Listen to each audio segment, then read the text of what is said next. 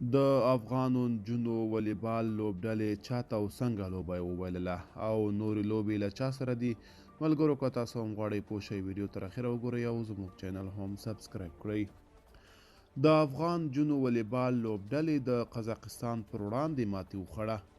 د افغانستان د نجونو والیبال ټیم په چین کې د آسیایي لوبو پر مهال د قزاقستان د نجونو د ټیم په وړاندې 3-0 په مقابل کې ماتې وخوړه.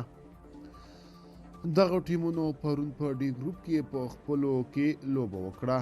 د آسیا والیبال فدراسیون د راپور له مخې د قزاقستان ټیم دغه لوبه وګټله. ټاکل شوی د افغانستان د نجونو د والیبال ټیم د جاپان په وړاندې نن لوبه وکړي او سبا به بیا د هانګ کانګ په وړاندې مسابقه ولري. د افغانستان د نجونو د والیبال ټیم له ایران په آسیایي لوبه کې ګډون کړی دی.